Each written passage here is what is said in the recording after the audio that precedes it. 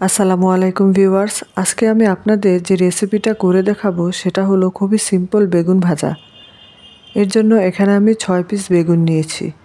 দিচ্ছি স্বাদমতো লবণ, ধনিয়ার গুঁড়া কোয়ার্টার চা চামচ, জিরার গুঁড়া আধা চা চামচ, আদা রসুনের পেস্ট আধা চা চামচ, হলুদের গুঁড়া কোয়ার্টার চামচ, মরিচের গুঁড়া আধা চা চামচ, দিয়ে দিচ্ছি সামান্য ধনেপাতা। এবার সবগুলোকে একবারে মাখিয়ে নিব। দিয়ে দেব চা চামচের 1 চামচ পানি। যদি আপনারা বাটা মশলা দেন তাহলে আর পানি দেয়া লাগবে না। এখন আস্তে আস্তে সবগুলোকে মাখিয়ে নেব সুন্দরভাবে।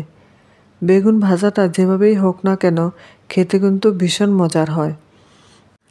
বাসার সবাই মোটামুটি পছন্দ করে। মশলাটা মেখে 10 মিনিটের জন্য রেস্টে রেখে দেব যেন মশলাটা ভিতরে যায়। এবার বেগুনটাকে আমি কোট করে নেব। তো এজন্য আমি এখানে একটা ডিম নিয়েছি আর এটাকে ফেটে এখানে লবণ দিয়ে দিলাম।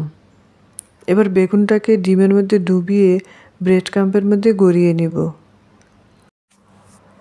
আমি এটাকে পাতলা করে কোট করব, তাহলে বেগুনের যে স্বাদটা আছে সেটা আর নষ্ট হবে না।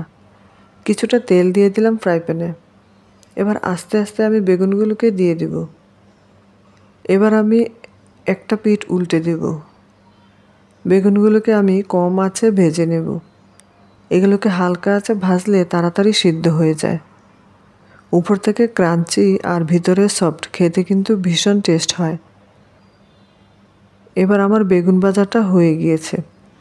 আপনাদের যদি ভালো লাগে তাহলে বাসায় একবার হলেও ট্রাই করে দেখবেন।